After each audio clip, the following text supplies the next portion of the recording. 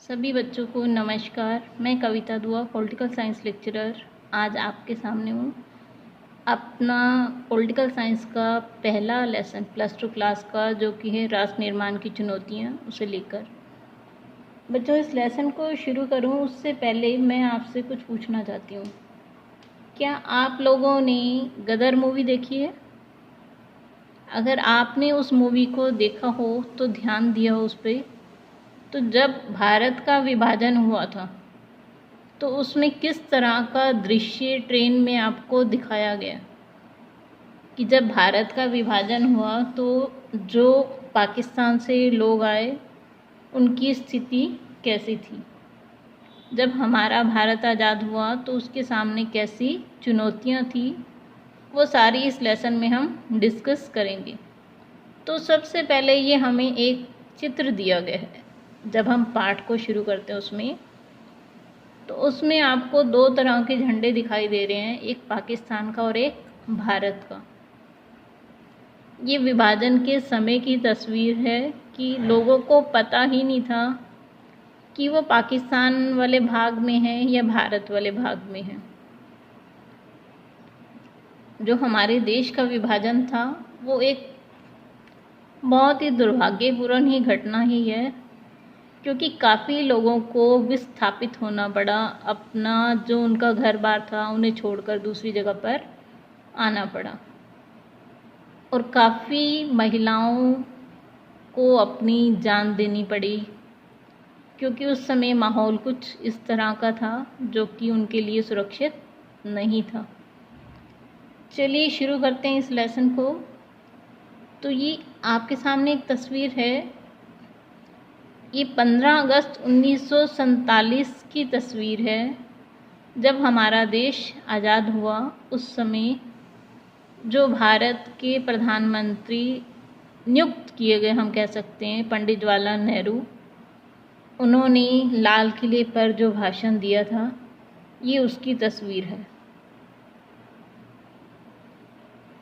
देखिए, जब भी कोई देश आज़ाद होता है, कोई भी देश जो 200 साल अंग्रेज़ों की गुलामी से आज़ाद होगा, तो क्या आप सोच सकते हैं उसके सामने कितनी प्रकार की चुनौतियां होंगी अपने देश को दोबारा से खड़ा करने की।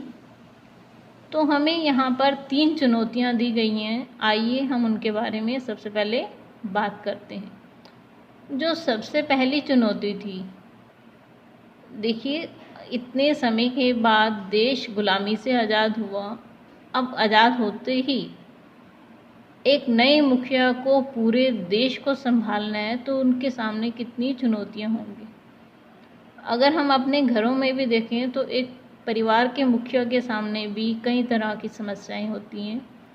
तो फिर जिसने पूरा देश चलाना है, आप समझिए उसके सामने कितनी चुनौतियां होंगी जो उन्होंने उस समय सॉल्व की होंगी।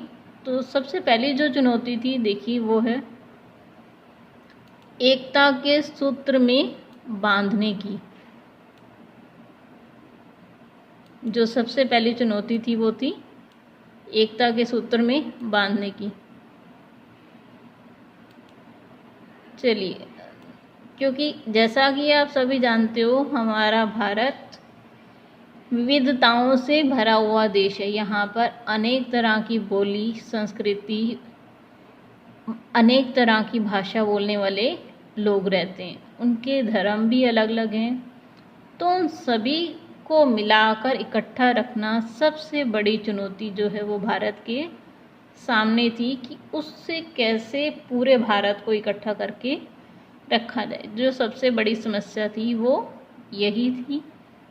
इसका अगर आपने ध्यान से कभी देखा हो, पूरे भारत को एक करने का श्रेय सरदार वल्लभ भाई पटेल जी को जाता है, क्योंकि जब हम आज़ाद हुए उस समय हमारे यहाँ 565 देसी रियासतें थी, जिन्हें मिलाकर भारत को एक करने की सबसे बड़ी चुनौती थी, जिसे कि सरदार वल्लभ भाई पटेल जी ने पूरा किया।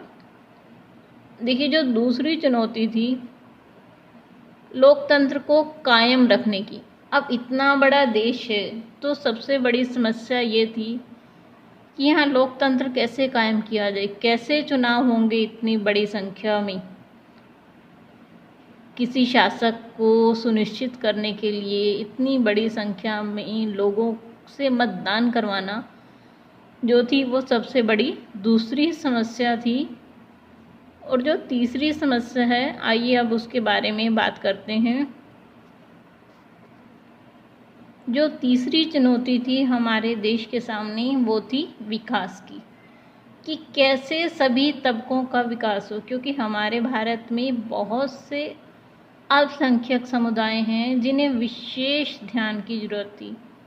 तो जब संविधान का निर्माण किया गया तो उसमें ऐसे प्रावधान किए गए कि इस चुनौती को सफलतापूर्वक हल किया जाए।